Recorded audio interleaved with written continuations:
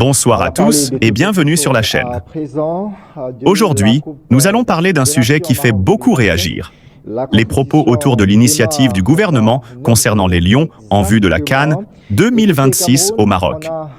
Entre annonces officielles, attentes des supporters et interrogations sur la préparation de l'équipe, plusieurs questions se posent. Que prévoit réellement le gouvernement ? Cette initiative est-elle à la hauteur des ambitions des Lions? Et surtout, quels impacts pour la CAN 2026 au Maroc? Restez jusqu'à la fin de cette vidéo, car nous allons analyser les faits, décrypter les propos et vous donner notre lecture de la situation. Abonne-toi et active la cloche de notification pour ne rien rater et laisse-nous ce que tu penses en commentaire. On va parler de toute autre chose à présent, de la Coupe d'Afrique des Nations Maroc 2025. La compétition démarre dans 9 jours exactement. Et côté Cameroun, on a terminé la préparation de ce tournoi continental. Le ministre des Sports et de l'Éducation physique a tenu une réunion à Yaoundé préparatoire à cette Coupe d'Afrique des Nations. Séance tenante, le ministre a demandé justement la Fédération camerounaise de football de mettre tout en œuvre pour que les Lions indomptables puissent faire mieux que leurs trois dernières participations à la Coupe d'Afrique des Nations. En clair, les Lions devraient jouer la finale à ce rendez-vous. Narcisse Molekombi, le professeur, a d'ailleurs profité de cette réunion pour réitérer ses félicitations à Marc Brice, l'entraîneur sélectionneur qui a été justement écarté par la Fédération camerounaise de football. Retour sur cette réunion dans ce reportage signé Aïk Cyril. La réaction était attendue depuis le réaménagement du staff des Lions indomptables par la Fédération camerounaise de football. À l'ouverture de la réunion préparatoire de la CAN Maroc 2025, le ministre des Sports et de l'Éducation physique donne ce qui pourrait être considéré comme la position des pouvoirs publics. L'État a pris soin de ne laisser prospérer aucune cacophonie, aucune dissonance, aucun tohu-bohu. Nous tenons à réitérer nos félicitations au coach Marc Brice, à l'ensemble de son staff et aux valeureux Lions indomptables. L'État félicite Marc Brice tout en fustigeant l'attitude adoptée par la FECAFOOT au sortir de la réunion de son comité d'urgence le 1er décembre dernier. Les décisions, choix et options de la FECAFOOT ne devrait avoir pour seule motivation et finalité que le triomphe sportif camerounais et au-delà la gloire. Que le triomphe sportif finalité, que le triomphe sportif camerounais et au-delà la gloire du football, la gloire des Lions indomptables. Après ce qui passe pour être une mise au point, le MINSEP invite la FECAFOOT à confirmer en urgence la liste finale des joueurs sélectionnés, éviter toute interférence dans des choix qui devraient rester purement sportifs et garantir un environnement qui devrait être tout sauf pollué. Si la question de l'encadrement technique a occupé l'espace, plusieurs autres points liés au transport, à l'hébergement, au paiement des primes, à la sécurité entre autres, ont été abordés. La FECAFOOT était représentée à la réunion préparatoire de la CAN Maroc 2025 par sa première vice-présidente. Alors, coach Justin Chamini, réaction sur ce reportage et les propos du ministre? Moi, je pense qu'à un moment donné, il faut savoir balayer certaines choses et regarder vers l'avant. Le ministre a fait une sortie, il a dit ce qu'il avait à dire. Mais moi, je pense comme je l'ai dit à l'entame de mes premiers propos, qu'on devrait se pencher beaucoup plus sur la préparation. Et pour moi, cette préparation, elle est tardive. Ça, il faut le dire. Parce que lorsque vous préparez une compétition à 2 semaines de la compétition, forcément, il y aura des manquements. Il y aura des manquements. Ça prouve une fois de plus qu'on a passé beaucoup plus notre temps dans les guéguerres inutiles.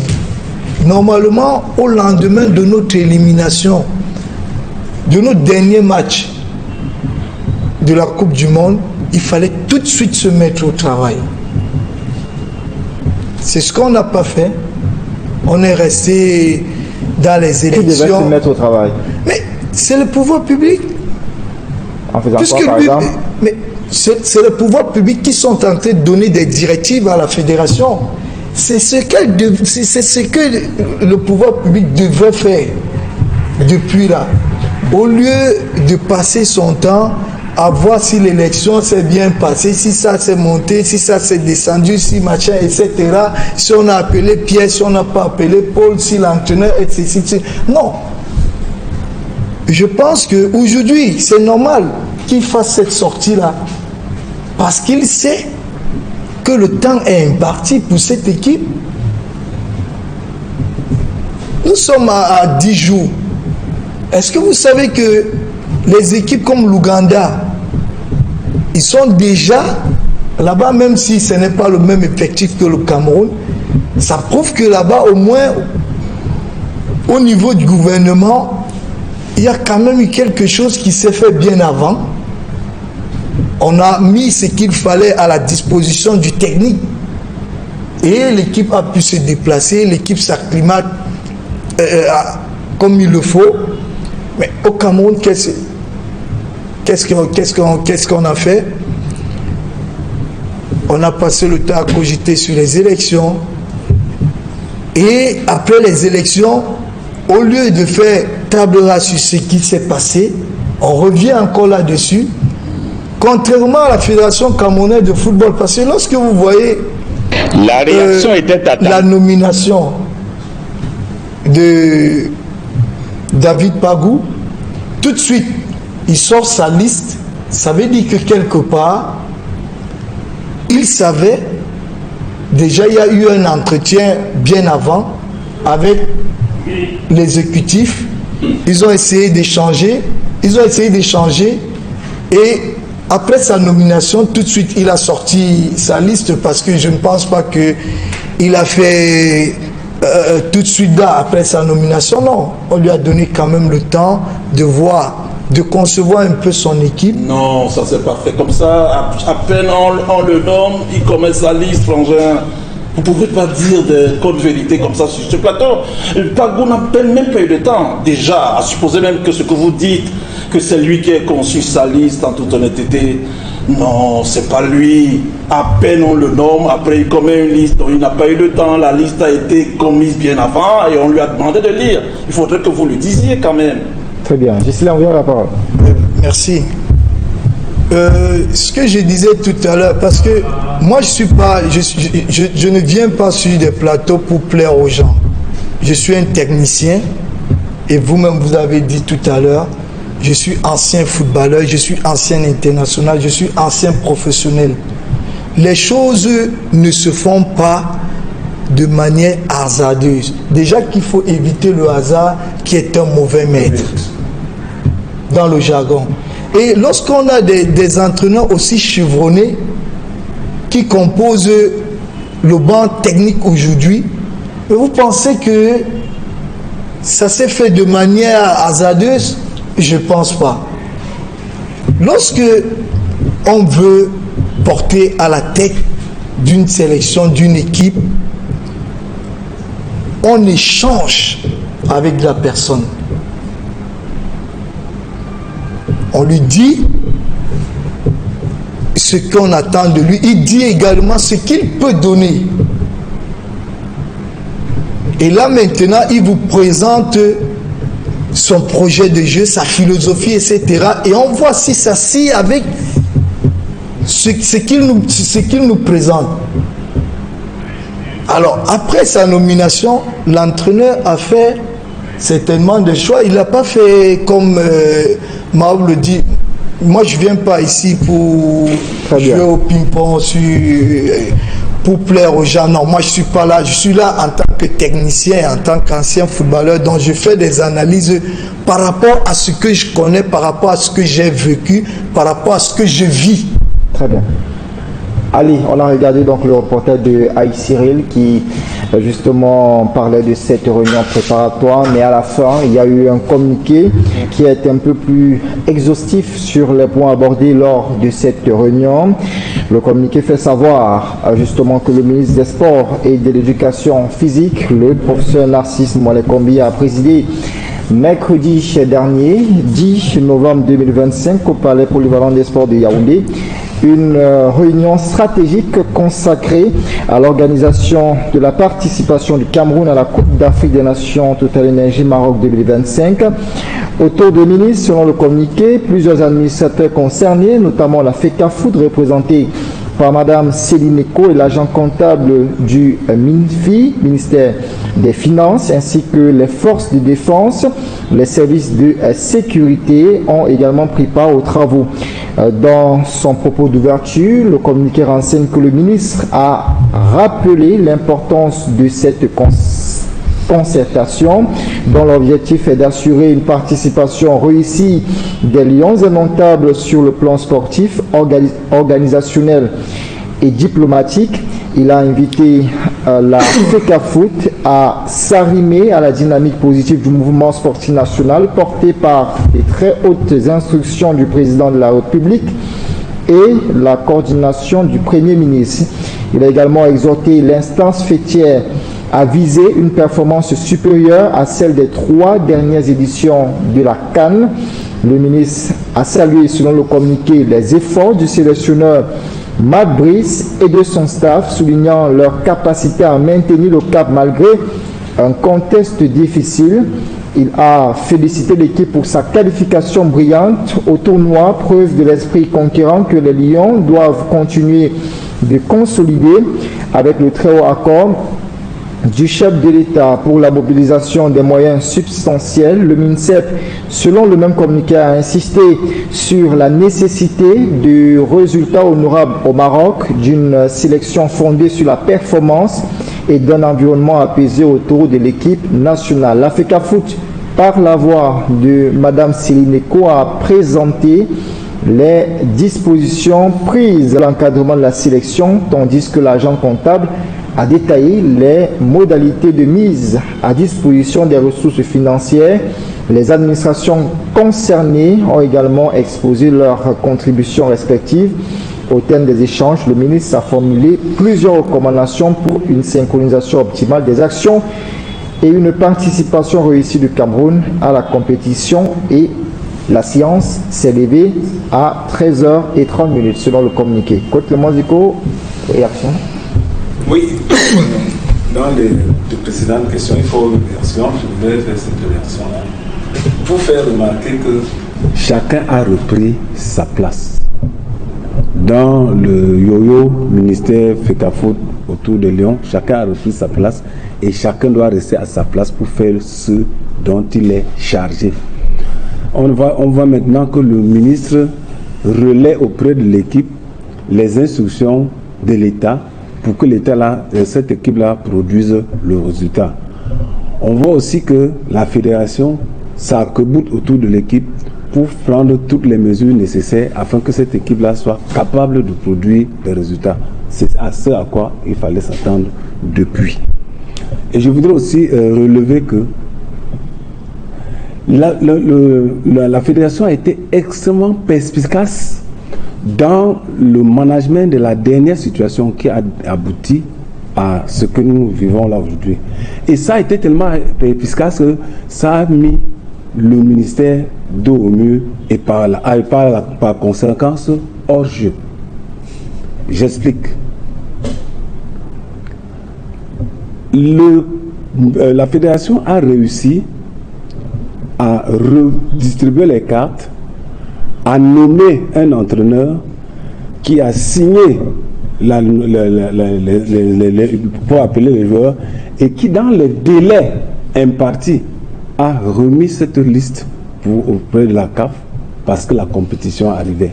Et si jamais il n'y avait pas une compétition à la CAF au bout du chemin, nous serions encore dans la guéguerre ministère, fédération, parce que chacun se croyant être capable de faire ce que plutôt l'autre doit pouvoir faire. Sauf que quand le délai en réalité est parti, il a échu le 11 décembre dernier. Hein, donc c'était hier. C'était le 11 décembre. Vous parlez de délai, de suite. Monsieur Maroc, je ne suis pas bien placé pour vous dire que vous savez que c'est 20 jours avant. Il y a eu d'abord une playlist. Avant le 1er décembre, justement. Après, pour celle-là, comme il disait là, je ne suis pas là pour plaire aux gens. Je suis là pour leur dire ce qu'ils doivent savoir s'ils ne le savent pas. Il y a une playlist. Et le simple fait que l'entraîneur est signé, le président de la fédération a fini, et que ce soit déposé au cœur de la CAF, ça suffisait largement. À tel enseigne que même si Brice, qui est l'entraîneur supposé de l'équipe, venait à déposer une liste, on devait avoir double liste. Et si je me réfère au Conseil constitutionnel, on va dire pluralité de listes, et on va rejeter. Malheureusement, c'est là-bas. Monsieur l'instructeur, je ne vous coupe pas, je vais juste ajouter de l'eau à votre moulin. Il faut dire à ceux qui nous regardent que seule la fédération a l'autorisation d'envoyer la liste, de transmettre la liste, voilà, donc il ne pouvait pas avoir de liste.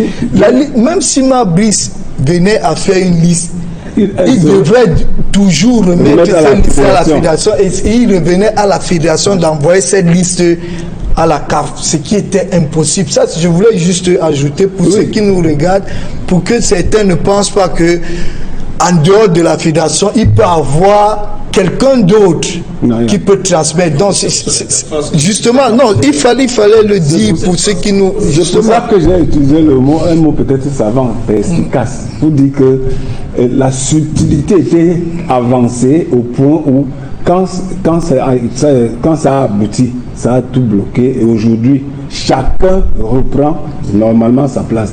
Le ministère est là pour donner des directives et attendre le retour de cette directive-là qui doit être traduite en performance ou en résultat. À ce niveau-là, véritablement, on commence à voir que la paix et les gens sont au travail. Ça, c'est pour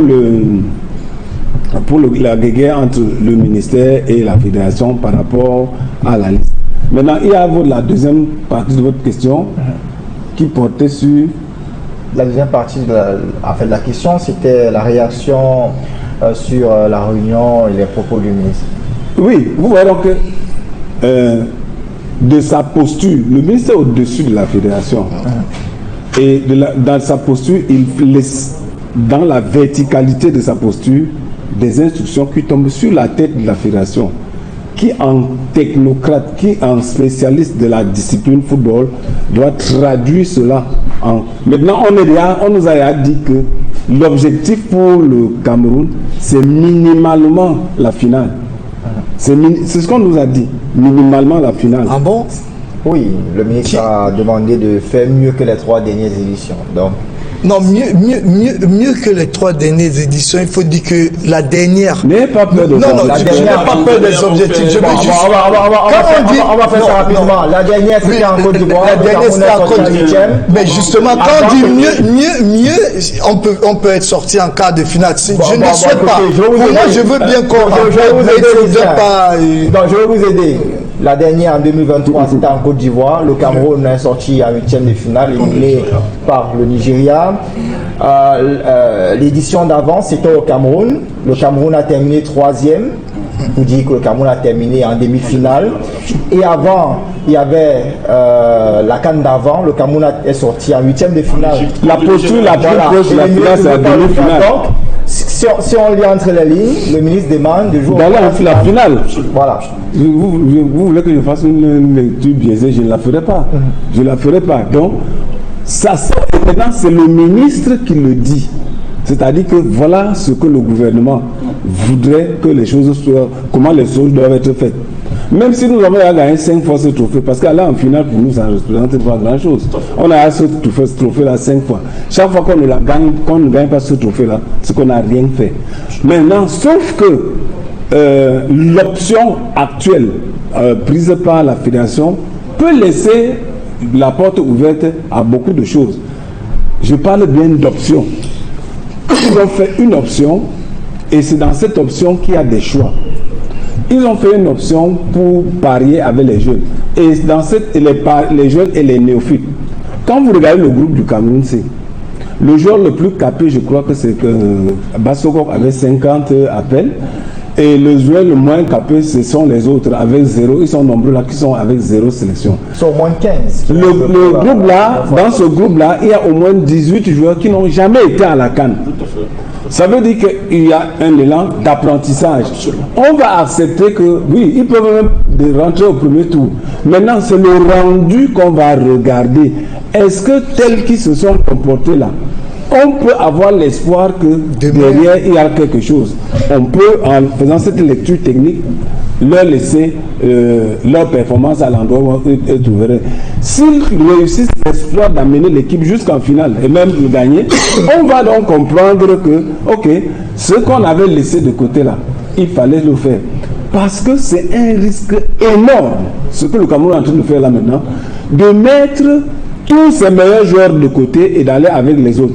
Parce que sportivement, c'est déjà se moquer de ses adversaires. C'est-à-dire qu'on on les prend d'en haut, on ne les considère pas, entre guillemets.